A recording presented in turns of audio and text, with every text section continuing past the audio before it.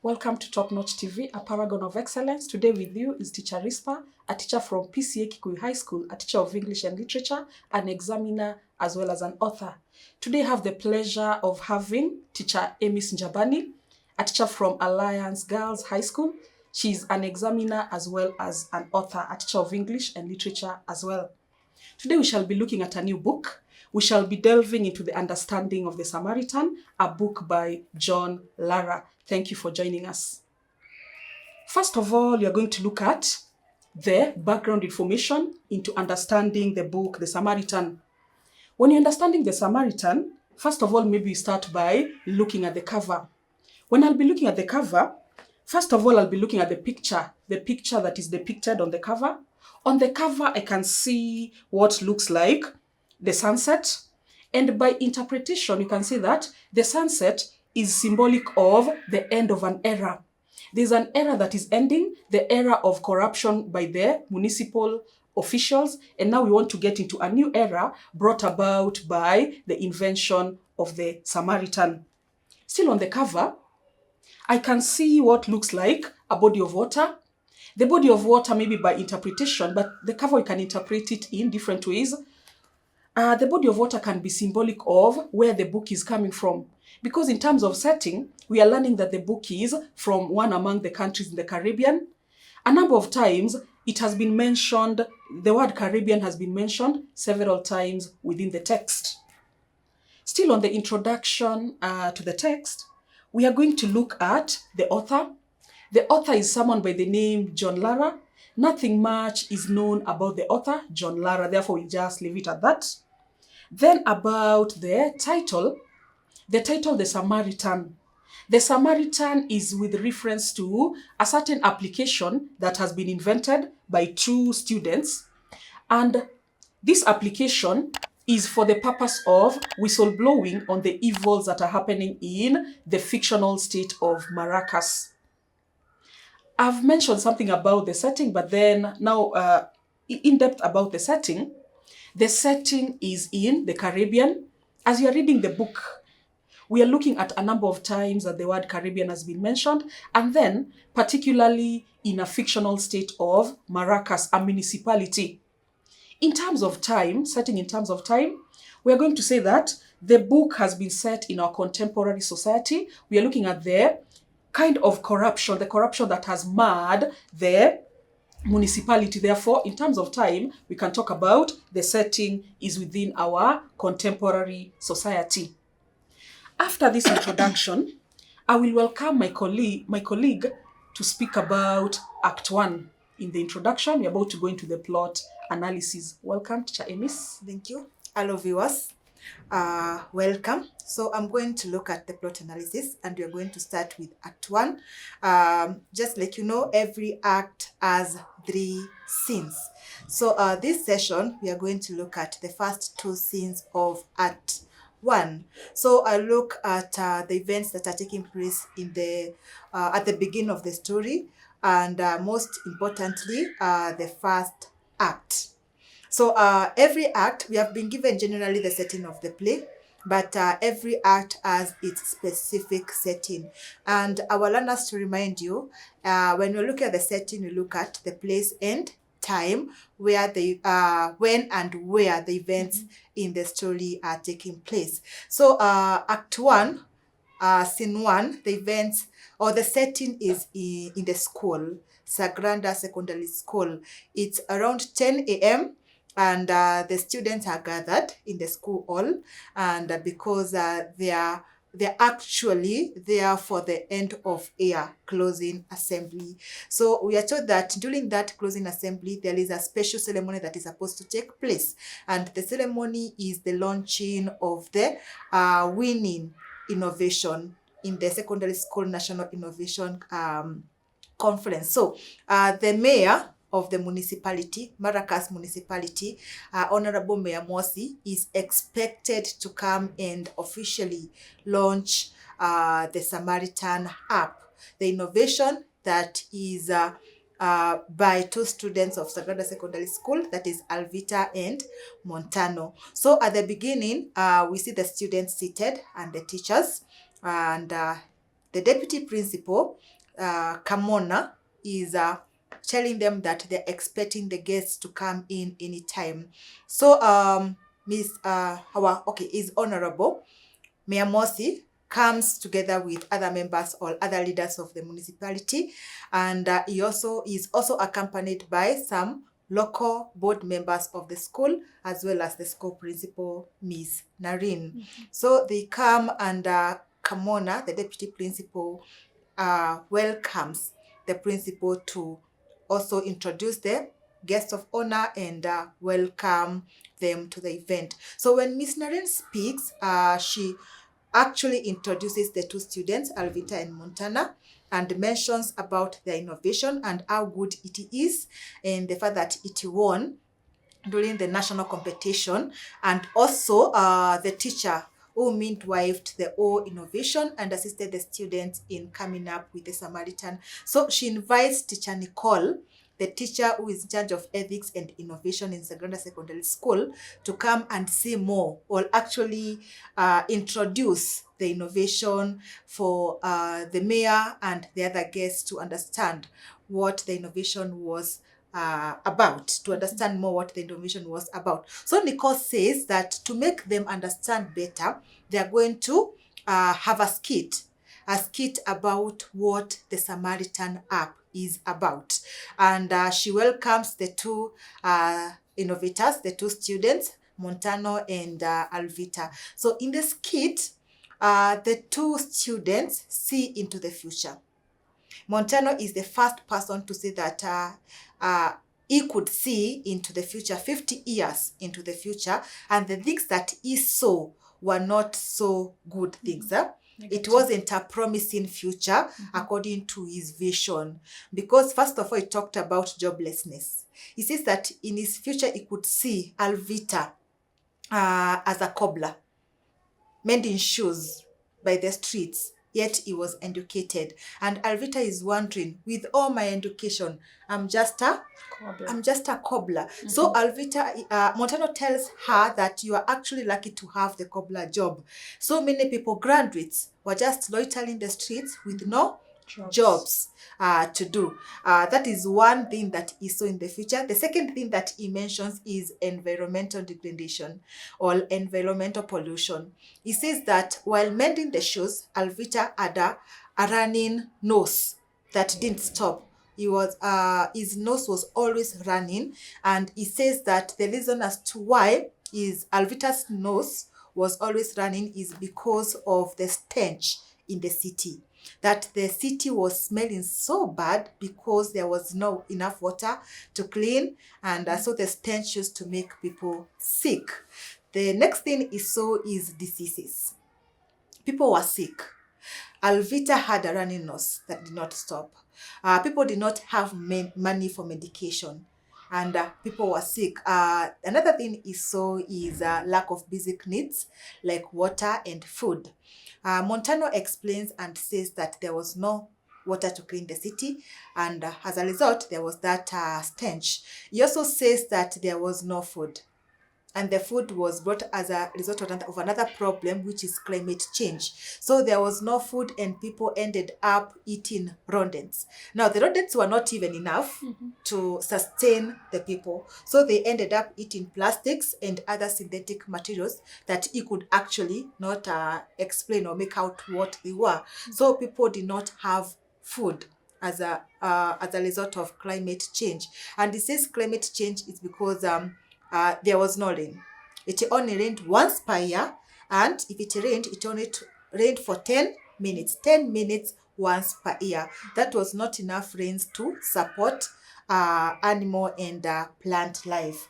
He also talked about life expectancy, that it had really gone down all the way to 30 or 40 years. People did not live past 40 years.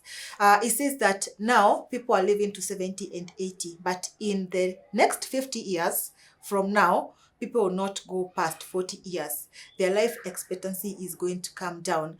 He also talked about the crime rate in the country or in their municipality, that people were killing each other. People were slaughtering each other like chicken.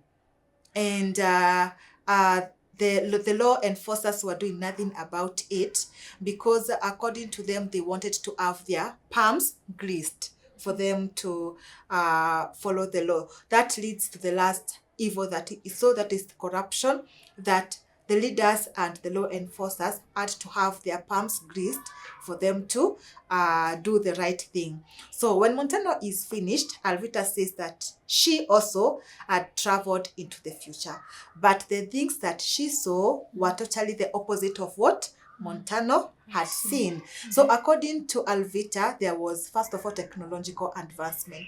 She says that there were robots that had been created to replace the professionals. Instead of having judges who are corrupt in courts, they would have robots who are not discriminating against anyone, robots that were not corrupt, so justice was served fairly.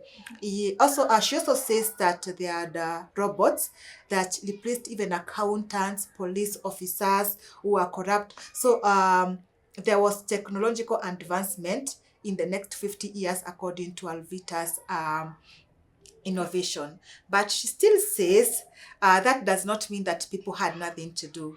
They were out there, out in the universe, venturing into other innovations, but things were so good. She also mentions that life expectancy had really gone up, and that people would stay for around 700 years because they had developed some medicine that used to regenerate the cells in your body and make you remain beautiful and young for the rest of your life. So people never used to grow old. People never used to fall sick, and they would live for as long as 700 years. And then the last thing that she saw was clean air. They had come up with means of cleaning the emissions from carbon emissions from the air that were as a result, or that were causing the climate change that Montano talked about. And now the air was fresh, there was no stench. Also, the rains were frequent, so they were able to support human and animal life. So, but in the skit, remember, also Teacher Nicole is there. So Teacher Nicole says that Alvita is actually fantasizing a lot. Such things cannot happen. And Alvita assures them that if the municipality uses the public resources for what they were meant for, then they are going to have such a wonderful future where there are no diseases, where there is no joblessness, where people are not, where people have enough food and they're not feeding on plastics and rodents. So it says if only public resources were located fairly and they were used for the purposes they were meant for, then they're going to have a better future for the municipality. So Teacher Nicole asks her, then how are we going to achieve that? And that is now when, in their skit, they introduced the Samaritan. They say that the two of them came up with an application, a mobile application that will ensure that the Maracas municipality achieves some of those things that Alvita saw in her future. So they take time to explain the Samaritan, and just like my colleague Tr.Risper said when explaining the title of the book, that the Samaritan, the name of the Samaritan is a biblical allusion. It's from the biblical story about the Good Samaritan. We'll look at that in depth later on in another session. So so now Miyamoto is interested. It feels like now this arouses interest in him. So he's asking Alvita questions that who are these good people that are going to share information in this the Samaritan. So Alvita had first taken time to explain how the Samaritan will work. That the Samaritan is a platform that allows members of the public to share photos, text, videos, any information that they gather concerning the misuse of resources, corruption, any ill that they come across in the municipality. And so you can see from that, it touches mostly on the leaders. That is why it arose Miyamosi's interest. So she also goes ahead to say that they'll have pigeonholes for every department in the government, such that if you have a concern in the Ministry of Planning, then you channel your concerns to that pigeonhole. If your concern is in the Ministry of Education, you channel the concern to the concerned department. They also say that they had actually, they did a trial on the Ministry of Environment. Yes, the Ministry of Environment, and they saw that it was a success. So that does not sit so well with the mayor, because it feels like now he's being, his life is going to, or whatever that he does as the mayor of the municipality is going to be exposed. It's like now he's going to be stripped naked and people can see the kind of a leader that he is. That is why he says, first of all, he pretends and says that he is going to support any innovation that comes up in the municipality. But after the students and other teachers have been released from the hall, then now he voices his true intention. He says that he cannot allow the Samaritan to be launched, and he was not going to launch it until time that he feels was the right time for him to do so. He says that the app will make people spread rumors and lies about the leaders, things that they have no substantial evidence about. So he says it's not a good thing. So the principal and Nicole inform him that the innovation has already been approved by the Ministry of Education, and the president is scheduled to launch it the beginning of the following year. Remember, during this setting, we said it's end of the school year. So the following year, the president is scheduled to launch the application. So the mayor says that Nicole should write letters and express dissatisfaction with the innovation. Say that the innovation had a few maybe miscalculations or errors here and there, and so it should not be launched. Of course, Nicole and the school administration are against that because they don't understand why such a good thing should be abolished or should be killed at the initial stage instead of them developing and cultivating it to grow. So mayor says that he's now giving his orders as the mayor of Maracas municipality, and that Nicole should go and write that letter to the Ministry of Education.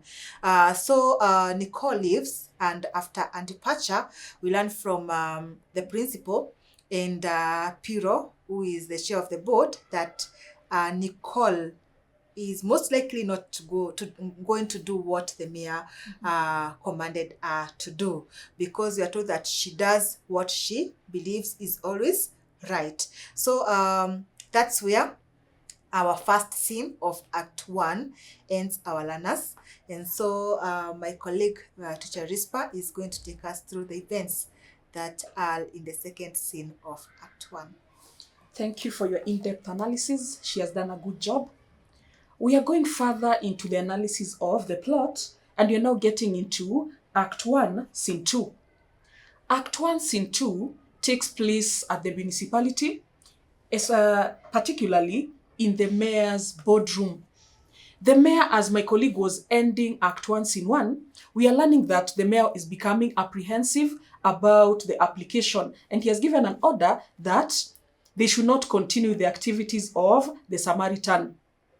Now, what is happening at this mayor's boardroom? The mayor has convened a meeting.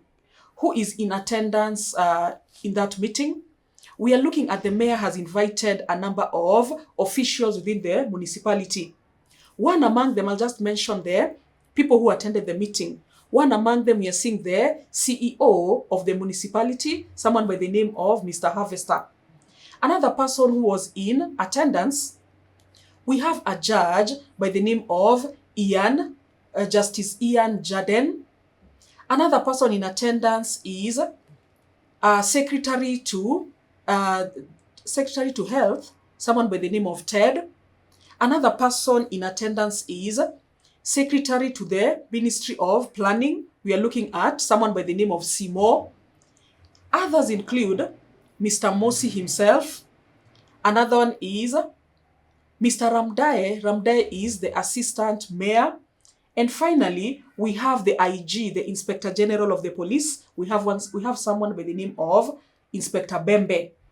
In total, we are having 7 people attending that meeting. What do these people have in common? Why have they been selected, the selected few, to come in to the meeting? What these people have in common is that they have some skeletons in their closet. There are people who have been accused of a number of corrupt deals, and with the Samaritan app in place, they are being exposed. Now these people know that they have a common enemy by the name of the Samaritan. They want to join forces. They want to share ideas on how do they stop this application from taking effect and exposing them. As my colleague had put it earlier, they are being stripped naked in front of people. And as we are looking at this, meeting, we see that the mayor has come. He has 3 phones, and at the same time, he has 4 different newspapers. And his interest in asking the 4 different newspapers be procured, he wants to prove to the people in attendance that the headlines are portraying them in the negative light. What is particular in these headlines that are being carried is the ills that are being propagated by the 7 people in attendance. People are saying things about them. Among the examples, maybe I can talk about, they are being accused of something you're calling supplying air.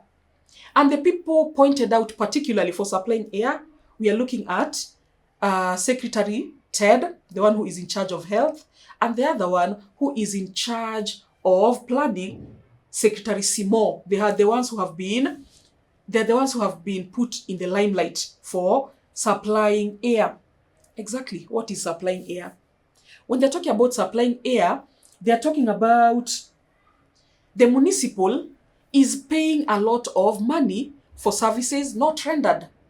You have a friend who has a company, you put it in such a way that your friend is providing a certain service, but then no service is provided, but then the money is being paid. That is what they are being accused of, supplying air. Another accusation that comes their way, we can also give another example. These people all are guilty of something. That is why they are joining the forces. They are talking about another person by the name of Inspector Bembe. Inspector Bembe is also in attendance. And he is being accused of having acquired a certain golf club by the name of Mandingo. Yes, Mandingo. Mandingo Golf Club. And he's even apprehensive. He's wondering, how did they come across such information? In the end, they conclude it must have been someone close to him. Yeah. Betrayal always comes from someone who is close to you. It must have been a friend who gave the information to the media. When you're looking at the Samaritan app, it can be a representation of the media. The media's job is to put people in check. Whenever you're doing something, you have to think twice because you might be put in the limelight for the wrong reason. Other allegations that are being labeled against these people include inflated cost of municipal projects. Let's say a project is supposed to take 3 million, they end up talking about 12 million. That is what you're talking about, inflated cost of municipal projects. Another one is securing tenders through proxies. I want to get my hand on a certain deal. What do? You make sure a company belonging to a friend is the one given that particular tender. Now, the second allegation you're talking about, acquiring tenders through proxies. Another one is drug trafficking. And later on, you shall see that the drug trafficking is particularly labeled on someone by the name of Seymour. Another one is the grabbing of public land. Now we are looking at these are the leaders. Yet the leaders are the ones who do not have the best interest of the people. They're the ones who are propagating all these types of corruption. Another one now, these people need to find a way of protecting themselves. What do they come up with? Their idea is that they need to ban the Samaritan. The idea is that they need to ban the Samaritan application. But what excuse are they going to use so that they ban the application? They're talking about this application is being used by other spy applications to acquire personal information. Personal information such as other people's bank accounts. Another allegation, and all these are false allegations that will make this application of the Samaritan to be withdrawn. They also accuse it of things such as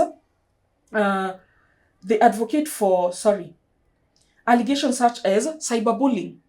They're talking apart from the Samaritan being used by other spy applications, they're talking about it as an avenue that advances cyberbullying. At the same time, they accuse it of spreading things such as pornography that is bad for the youth. In the end, they are advocating for hacking that application. They make it function in the wrong way so that it might be rendered useless. We are also looking at, still on Act 1, Scene 2, these people have already seen that they have a common enemy. But then, as they're trying to find a way forward, there is a fallout.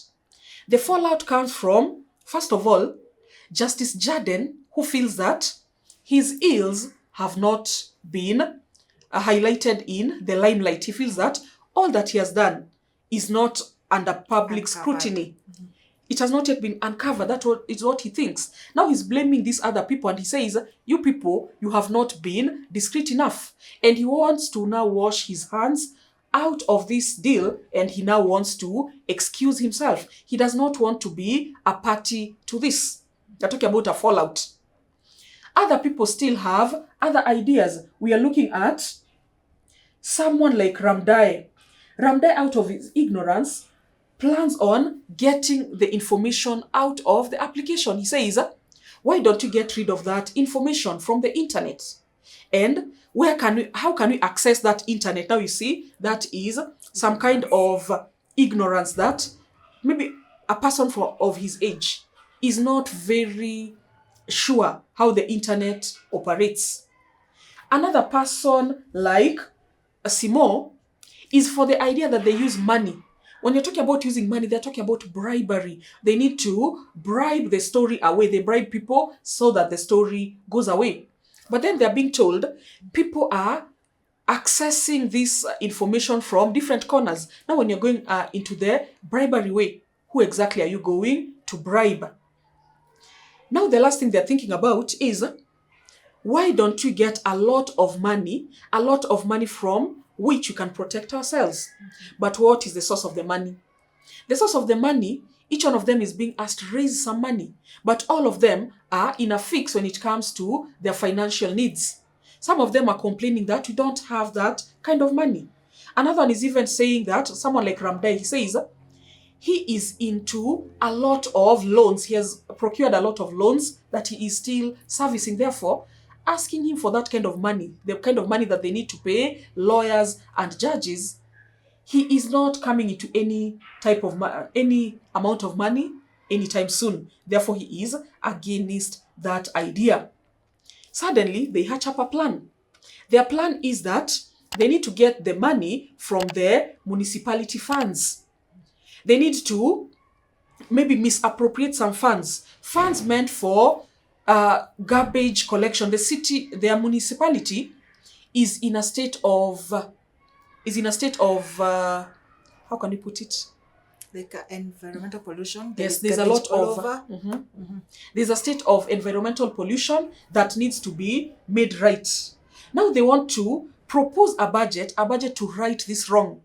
But then instead of dealing with this environmental pollution that is in existence, what do?